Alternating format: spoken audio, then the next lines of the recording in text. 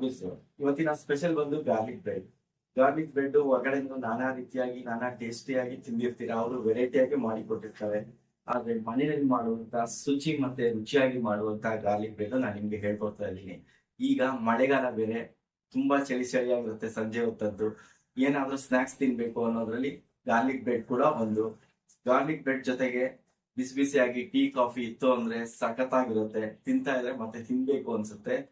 ಬನ್ನಿ ಈಗ garlic bread ಮಾಡೋದು ಹೇಗೆ ಅಂತೇಳಿ ನಾನು ನಿಮ್ಗೆ ತಿಳಿಸ್ಕೊಡ್ತೀನಿ. ಬನ್ನಿ. ಬ್ರೆಡ್ ಮಾಡೋದಕ್ಕೆ ನಾನು ಬ್ರೆಡ್ ತಗೊಂಡಿದ್ದೀನಿ. ಈ ರೀತಿ ದೊಡ್ಡ ದೊಡ್ಡ ಸ್ಲೈಸ್ ಇರೋಂಥ ಬ್ರೆಡ್ ನ ತಗೋಬೇಕಾಗುತ್ತೆ. ಆಮೇಲೆ ಗಾರ್ಲಿಕ್ ಮುಖ್ಯವಾಗಿ ನಾನು 2 ಬೆಳ್ಳುಳ್ಳಿನ ಚೆನ್ನಾಗಿ ಸುಲಿದು ಮಿಕ್ಸಿಗೆ ಹಾಕಿಲ್ಲ, ಕುಟ್ಟಿ ಇದನ್ನ ಈ ರೀತಿಯಾಗಿ ನೋಡಿ, ಈ ರೀತಿ ಕುಟ್ಟಿ ಕೊಂಡಿದ್ದೀನಿ ನಾನು ಸಣ್ಣದಾಗಿ. ನೋಡಿ ಇದನ್ನ ಹಾಕೊಳ್ತಾ ಇದ್ದೀನಿ.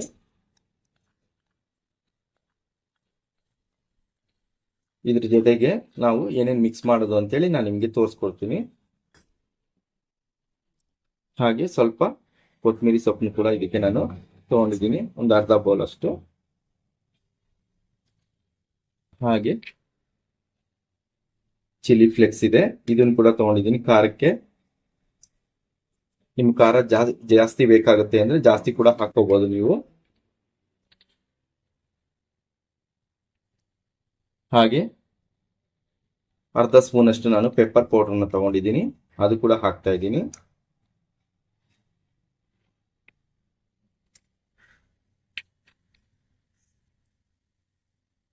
ಈಗ ರುಚಿಗೆ ತಕ್ಕಷ್ಟು ಉಪ್ಪು ಕೂಡ ನಾನು ಸೇರಿಸ್ತಾ ಇದ್ದೀನಿ.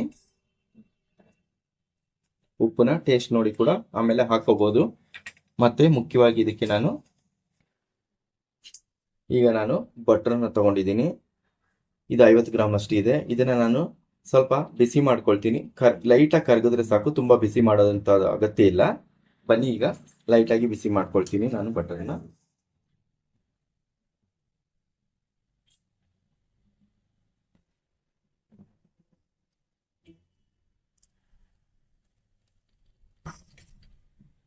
ಈಗ ಇಷ್ಟು ನೋಡಿ, ಇಷ್ಟು ಕರಗಿಸ್ಕೊಂಡ್ರೆ ಸಾಕು. ನಾನು ಸ್ಟವ್ ಕೂಡ ಆಫ್ ಮಾಡಿದ್ದೀನಿ.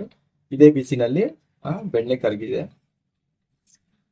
ಈ ಬಟರ್ನ ನಾವು ಇದಕ್ಕೆ ಹಾಕ್ತಾ ಇದ್ದೀವಿ.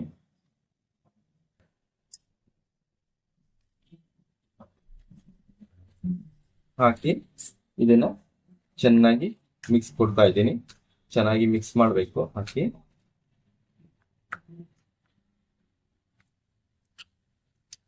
2 ಗಡ್ಡೆ ಬೆಳ್ಳುಳ್ಳಿ ತಗೊಂಡಿರೋದು, ಹಾಗಾಗಿ 50 ಗ್ರಾಮ್ ಅಷ್ಟು ನಮಗೆ ಬಟರ್ ಬೇಕಾಗುತ್ತೆ.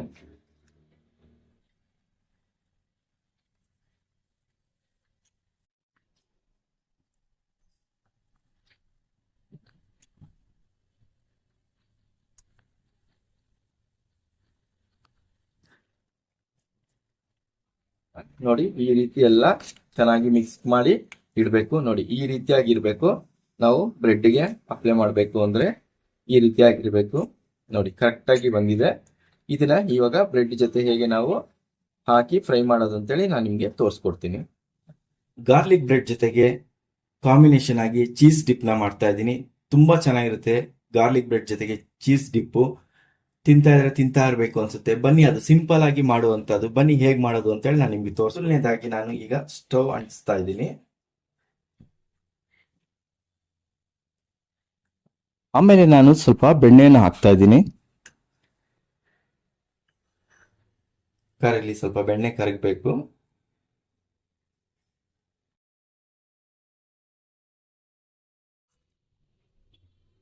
ಈಗ ಬೆಣ್ಣೆ ಕರಗಿದೆ. ಸ್ವಲ್ಪ 1 ಸ್ಪೂನ್ ಅಷ್ಟು ನಾನು ಕಾರ್ನ್ ಫ್ಲೋರ್ ತಗೊಂಡಿದ್ದೀನಿ, ಇದ್ರ ಜೊತೆ ಹಾಕ್ತಾ ಇದ್ದೀನಿ.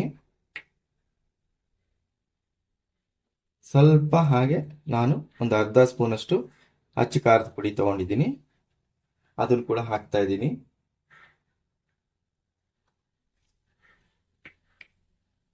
ಹಾಗೆ 1/4 ಟೀ ಸ್ಪೂನ್ ಅಷ್ಟು ನಾನು ಪೆಪ್ಪರ್ ಪೌಡರ್ ತಗೊಂಡಿದ್ದೀನಿ, ಅದನ್ನು ಕೂಡ ಇದಕ್ಕೆ ಹಾಕ್ತಾ ಇದ್ದೀನಿ.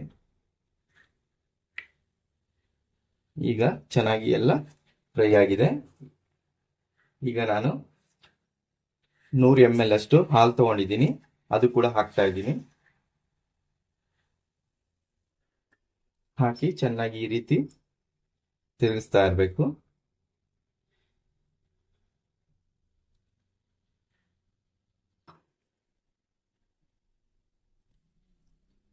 ಇದು ಒಂದು 2 ನಿಮಿಷ ಬೇಯಿಸ್ಕೋಬೇಕು ಹಾಲ್ನಲ್ಲಿ. ನೋಡಿ ಯಾವ ರೀತಿ ಗಟ್ಟಿ ಆಗ್ತಾ ಇದೆ ಅಂತೇಳಿ. ನೋಡಿ ಈಗ 2-3 ಮಿನಿಟ್ಸ್ ಆಗಿದೆ. ಈಗ ಎಲ್ಲ ಗಟ್ಟಿ ಆಗ್ತಾ ಬಂದಿದೆ. ಈ ಟೈಮಲ್ಲಿ ನಾವು ಚೀಸ್ನ ತೆಗೆದಿಟ್ಕೊಂಡಿದ್ದೀನಿ 50 ಗ್ರಾಮ್ ಅಷ್ಟು. ಅದನ್ನ ಆಡ್ ಮಾಡ್ತಾ ಇದ್ದೀನಿ ಇದಕ್ಕೆ.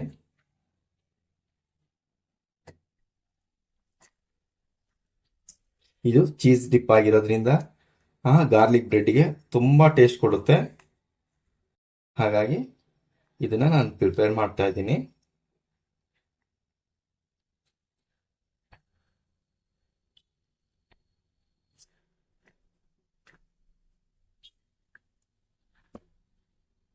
ನೋಡಿ ಈಗ ಎಲ್ಲದ್ರ ಜೊತೆ ಚೆನ್ನಾಗಿ ಚೀಸ್ ಕೂಡ ಮಿಕ್ಸ್ ಆಗಿದೆ.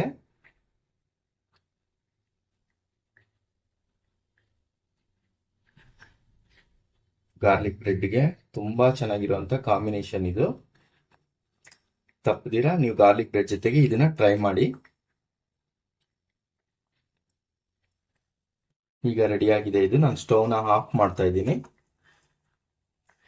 ಇದ್ರ ಜೊತೆಗೆ ನಾನೀಗ ಸಾಲ್ಟ್, ಈಗ ರುಚಿಗೆ ಸ್ವಲ್ಪ ಸಾಲ್ಟ್ ಹಾಕ್ತಾ ಇದ್ದೀನಿ. ಹಾಗೆ ಸಾಲ್ಟ್ ಹಾಕಾಗಿದೆ. ಈಗ ನಾನು ಇದು ಇಟಾಲಿಯನ್ ಹರ್ಬ್ಸ್ ಅಂತಾರೆ. ಇದು ನೀವೆಲ್ಲ ಪಿಜ್ಜಾ ಮತ್ತೆ ಬರ್ಗರ್ ಎಲ್ಲ ತಗೊಳ್ಳೋ ಜಾಗದಲ್ಲೆಲ್ಲ ನಿಮ್ಗೆ ಕೊಡ್ತಾರೆ ತಿನ್ನೋದಕ್ಕೆ. ನಿಮ್ಗೆ ಆಪ್ಷನಬಲ್ ಇದ್ದು ನಿಮ್ಗೆ ಸಿಕ್ಕಿದ್ರೆ ಇದನ್ನ ಆಡ್ ಮಾಡಿ, ಇಲ್ಲ ಅಂದ್ರೂ ನಡೆಯುತ್ತೆ. ಈಗ ಪರ್ಫೆಕ್ಟ್ ಆಗಿ ರೆಡಿ ಆಗಿದೆ ಇದು. ಈಗ ಗಾರ್ಲಿಕ್ ಬ್ರೆಡ್ನ ಹೇಗೆ ಮಾಡೋದು ಅಂತೇಳಿ ಫಸ್ಟ್ ಬ್ರೆಡ್ ಪೀಸ್ನ ತಗೊಂಡಿದ್ದೀನಿ. ಅದಕ್ಕೆ ಒಂದು 1/4 ಸ್ಪೂನ್ ಆಗೋಷ್ಟು ನಾನು ಕಲಸಿಟ್ಕೊಂಡಿದ್ನಲ್ಲ ಎಲ್ಲ ಮಿಕ್ಸ್ ಮಾಡಿ ನಾನು ಗಾರ್ಲಿಕ್ ಜೊತೆಗೆ ಆ ಪೇಸ್ಟ್ನ ನಾನು ಹಚ್ತಾ ಇದ್ದೀನಿ. ನಾನು ನೋಡಿ ಈ ರೀತಿ ಎಲ್ಲ ಕಡೆ ಸ್ಪ್ರೆಡ್ ಮಾಡಬೇಕು. ನಿಮ್ಮ ಮನೆಯಲ್ಲಿ ಮಕ್ಕಳೇನಾದರೂ ಗಾರ್ಲಿಕ್ನ ಭಾಳ ಇಷ್ಟಪಡದೇ ಇದ್ರೆ ಅದನ್ನು ಬೇಕಾದ್ರೆ ಸ್ವಲ್ಪ ಕೂಡ ಹಚ್ಚಿ ನೀವು ಸ್ಪ್ರೆಡ್ ಮಾಡಿ ಮಕ್ಕಳಿಗೆ ಫ್ರೈ ಮಾಡಿ ಕೊಡ್ಬೋದು. ಆದರೆ ಮಕ್ಕಳು ಬೆಳ್ಳುಳ್ಳಿ ಎಲ್ಲ ಚೆನ್ನಾಗಿ ತಿಂದರೆ ಆರೋಗ್ಯ ಕೂಡ ಚೆನ್ನಾಗಿರುತ್ತೆ. ಮಕ್ಕಳಿಗೆ ಇದು ಮಾಡಿಕೊಟ್ರು ಕೂಡ ಆರೋಗ್ಯಕ್ಕೂ ಒಳ್ಳೆಯದಿರುತ್ತೆ. ನೋಡಿ ಈ ರೀತಿಯಾಗಿ ನಾನು 1/4 ಸ್ಪೂನ್ನ ಒಂದು ಪೀಸ್ ಬ್ರೆಡ್ ಫುಲ್ಲು ನಾನು ಸ್ಪ್ರೆಡ್ ಮಾಡಿ ಇಟ್ಟಿದ್ದೀನಿ. ಎಲ್ಲಾನು ಇದೇ ರೀತಿ ನಾನು ನೋಡಿ ಈ ರೀತಿಯಾಗಿ ನಾನು ರೆಡಿ ಮಾಡಿ ಇಟ್ಕೊಳ್ತೀನಿ. ಅದಾದ ನಂತರ ನಾನು ಒಂದೊಂದೇ ಪೀಸ್ ತಗೊಂಡು ನಾನು ಫ್ರೈ ಮಾಡ್ತಾ ಹೋಗ್ತೀನಿ. ಫ್ರೈ ಮಾಡೋದು ಹೇಗೆ ಕೂಡ ನಿಮಗೆ ನಾನು ತೋರಿಸ್ಕೊಡ್ತೀನಿ. ಈಗ ಗಾರ್ಲಿಕ್ ಬ್ರೆಡ್ ಮಾಡೋದಕ್ಕೆ ನಾನು ತವಾ ಇಟ್ಟಿದ್ದೀನಿ, ಸ್ಟವ್ ಅಂಟಿಸ್ತಾ ಇದ್ದೀನಿ. ಬಿಸಿ ಆಗಲಿ, 1 ನಿಮಿಷ ಅಷ್ಟರಲ್ಲಿ ಬಿಸಿ ಆಗುತ್ತೆ. ಈಗ ತವಾ ಕಾದಿದೆ ಚೆನ್ನಾಗಿ. ಈಗ ಫ್ಲೇಮ್ನ ಸಣ್ಣ ಮಾಡಿ ಈಗ ನಾನು ಸ್ವಲ್ಪ ಬೆಣ್ಣೆನ ಈ ರೀತಿಯಾಗಿ ನಾನು ಹಚ್ತಾ ಇದ್ದೀನಿ. ಈ ರೀತಿ ಹಚ್ಚಾದ ನಂತರ ನಾನು ರೆಡಿ ಮಾಡಿ ಇಟ್ಕೊಂಡಿದ್ದೀನಲ್ಲ, ಈಗ ಇದೇ ರೀತಿ ಉಲ್ಟಾ ಹಾಕಬೇಕು. ಈಗ ಸ್ವಲ್ಪ ಮೇಲೆ ಕೂಡ ಸ್ವಲ್ಪ ಬೆಣ್ಣೆನ ಈ ರೀತಿಯಾಗಿ ಹಚ್ಚಬೇಕು.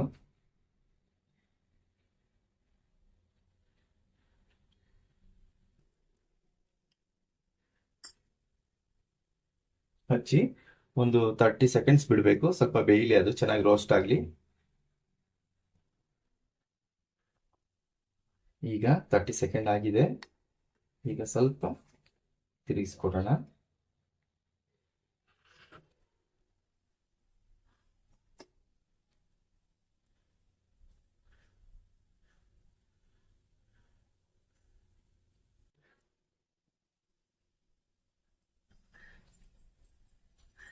ಈ ರೀತಿ ತಿರುಗಿಸಾಕಿ ಅದೊಂದು 30 ಸೆಕೆಂಡ್ಸ್ ಹಿಂದ್ಗಡೆ ಕೂಡ ಬೇಯಿಸ್ಕೋಬೇಕು.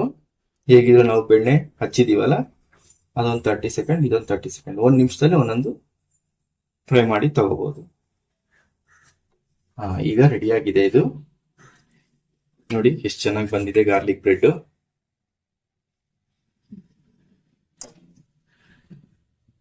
ಇದೇ ತರ ನಾನು ಎಲ್ಲ ಬ್ರೆಡ್ ಸ್ಲೇಸ್ನ ನಾನು ರೆಡಿ ಮಾಡಿ ತೆಗೆದಿಟ್ಕೊಳ್ತೀನಿ. ಇದು ತುಂಬಾ ಟೇಸ್ಟಿ ಆಗಿರುವಂತ ಗಾರ್ಲಿಕ್ ಬ್ರೆಡ್. ರಾಘು ಸ್ಟೈಲ್ ಅಲ್ಲಿ ರೆಡಿ ಆಗಿರುವಂತಹ ಗಾರ್ಲಿಕ್ ಬ್ರೆಡ್ ಮತ್ತೆ ಚೀಸ್ ಡಿಪ್ಪು ಸೂಪರ್ ಆಗಿ ರೆಡಿ ಆಗಿದೆ. ಟೇಸ್ಟ್ ಕೂಡ ಸಖತ್ ಆಗಿರುತ್ತೆ. ಬನ್ನಿ ಹೇಗಿದೆ ಅಂತೇಳಿ ತಿನ್ನೋಣ ಒಂದು.